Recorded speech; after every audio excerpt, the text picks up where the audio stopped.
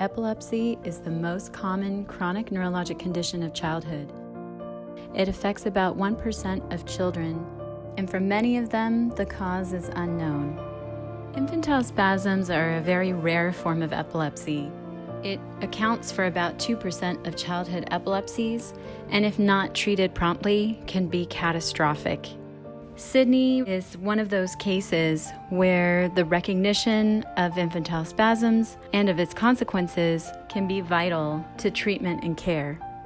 Sydney was born really early at 25 gestational weeks. I had very severe preeclampsia. I was really sick, and so they had to take her. She was born at Cedars, and she spent 4.5 months in the NICU. When she was born, she actually was doing really well right out of the gate, and then she ended up getting an intestinal infection called NEC, and they had to remove 1/3 of her intestines. I mean, she's rehabilitated from that. It's incredible. During that time, her body was in shock when she got really sick with NEC, and she ended up having seizures in the NICU. She was so tiny that the seizure was literally just her lip was moving a little bit, and one of the doctors saw this lip quiver, ended up putting the EEG on, and found out that she was having seizures. And we just did check-in EEGs, check-in with our doctor from that same hospital. That being said, she was seizure-free, but she still had this background information, they called it, multifocal sharps, which are pre-seizure activity, I was told. There's no hard fast, you need to be on the medicine and what amount. So anyways, I decided that there was a point where I wanted to just get a second opinion because these sharps, are we dealing with them the right way and that sort of thing. So I spoke to my pediatrician, and she actually recommended Dr. Rao at UCLA. We were not currently at UCLA at the time. And during that period, while we were waiting to actually go see Dr. Rao, Sydney's physical therapist noticed this weird movement that she was doing. And so we ended up recording it on our cell phone. But she wasn't doing that the rest of the session? Just the second. See? We sent that video out to our pediatrician, the neurologist at the initial hospital we were at, as well as Dr. Rao. By the way, our neurologist at the original hospital didn't even write back. Dr. Rao wrote back within a couple hours, and she said this could potentially be worrisome, give me a call. And so we hadn't even met her yet. We weren't even actually a patient of hers yet, and she took the time to set up an EEG that, next week, and we went in, and I think it was actually Dr. Bott that might have actually officially diagnosed Sydney with infantile spasms. Immediately we were put on a medicine, and there's like 3 different options of treating these things, which is great. There actually is a treatment for them, but nothing is 100%. So Dr. Rao did such an amazing job of explaining that to us. Here are the options, and I'm recommending this option, and this is why. So we did an initial treatment of this medicine called vigabatrin, and it did not stop the seizures.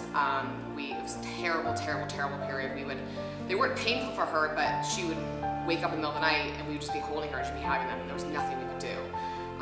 So anyways, we did our next, scheduled EEG and tried to figure out how they attack these things. So we added in a steroid, and somehow, miraculously, thank you, the combo of the medicine and the steroid stopped them. And when we got that news at UCLA from, kind of gonna get emotional about it, we were like waiting to be told that they weren't stopped, and somehow we had gotten rid of the spasms. And I mean, we were elated. It was the most amazing news. We'd been through so much and knew that Sydney had taken such a hit. But to learn that, we had actually managed to get rid of these things was such an incredible feat. We had, been seeing the doctor at the other hospital initially with Sydney's neurology care, and we had been having regular EEGs with the doctor at the other hospital, and we found out because Dr. Rao took the time to look at Sydney's other EEGs, and basically we had been having these spasms for at least 6 weeks and probably 2 months, and they were completely missed on all the EEGs, which is just, I mean, not only are you upset and you're grieving what could have been and what is, but then you realize that, oh my God, you trust your doctors with everything, and somehow this horrible detrimental thing was missed. At some point, you kind of just have to move on from that. Obviously, we were really upset about it, and we're done with that doctor, and we made everybody at that hospital know about our story and that we were done with that doctor. We stop the spasms as quickly as we could, basically. You want to stop them as soon as they happen because they really are really bad for the kid, really detrimental for development. But we were able to stop them, thank God, and Sydney has since continued to develop. 1 in 10 people will have a seizure in their lifetime. Most seizures will only last 1 to 2 minutes. However, for a parent watching their child having a seizure, that can feel like a lifetime. So Alta was born really healthy, meeting all of her milestones. She walked at 13 months. She was saying single words. And then right after her second birthday, she and I went to a pumpkin patch, and all of a sudden she started doing this like a full body shiver. I was holding her and she did this full body shiver, and it just didn't seem right. She was diagnosed at first with complex partial seizures. And then as that year went on, no meds were working, the seizures continued, she was having more and more a day, I think like 15 to 25 clusters a day. She went on medications and they would work for a little while and then they would just stop working. At that point, our doctor recommended surgery. Surgery study. Yeah, surgical evaluation. And he was really adamant that we go to UCLA.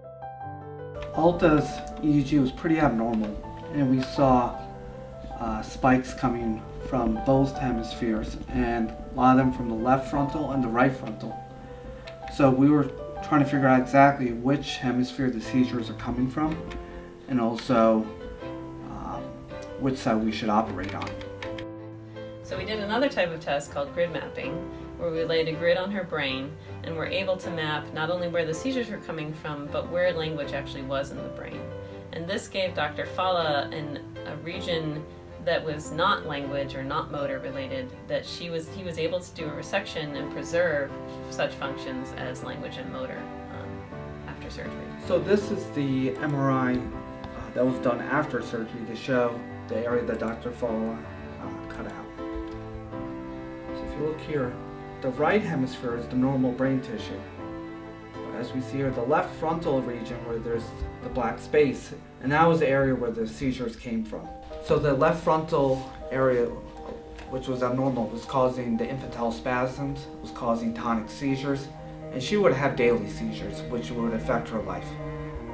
Affect her ability to go to school, it would affect her social life, and it, of course, was a dangerous seizure type. The goal of epilepsy surgery is not only to cure their seizures, but also to retain your personality, to make sure that you do well going forward. And Alta has benefited greatly from it. Our whole experience with UCLA has just been so much different than what we were used to. And that's what amazes me, is that even within this big team, they have such great communication. Everybody was on the same page, and I think really also thinking outside the box.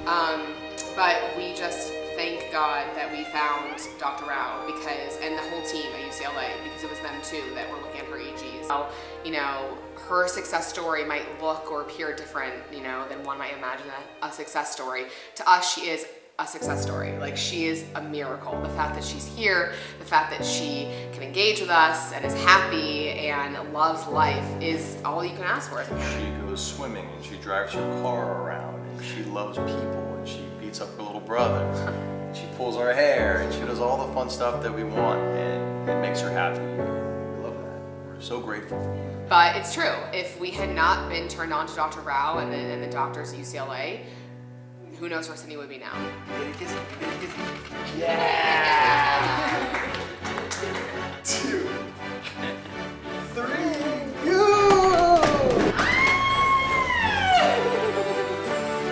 You like that? Like that? Yeah! So when she was born, my mother got her a pair of pink boxing gloves to put in her incubator, because she's a fighter, and every fighter needs their boxing gloves. So these were on her incubator in the NICU for every single day she was there, 143 days. And then when she was done, we're like, well, we gotta put those in her room. The fight doesn't stop now. So they're in her room right there.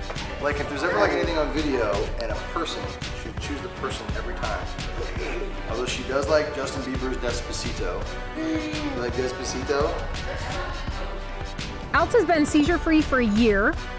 It's been amazing. It's like our dream come true. With no deficits that we really can see on a day-to-day basis at all. Do you remember you worked with Dr. Walshaw?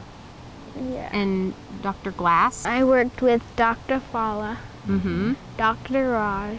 The Pediatric Victory Foundation, I think, is very integral to what I do in epilepsy. They help spread knowledge and awareness of epilepsy to everyone. They help raise money for research, and epilepsy research is expensive. It's not cheap to help discover these new drugs or to discover new surgical techniques or discover new treatment options. And it's clear that we need to make big strides forward, and that's a big motivator behind our efforts to devote incredible resources and time to research. But it is constantly a struggle. We have a fairly sizable backlog in terms of the numbers of patients that want to see us, and when we invest time and resources in research, that means we have to pull back a little bit from clinic. We are struggling to meet that challenge, and that's where the support of the Pediatric Victory Foundation is so critical.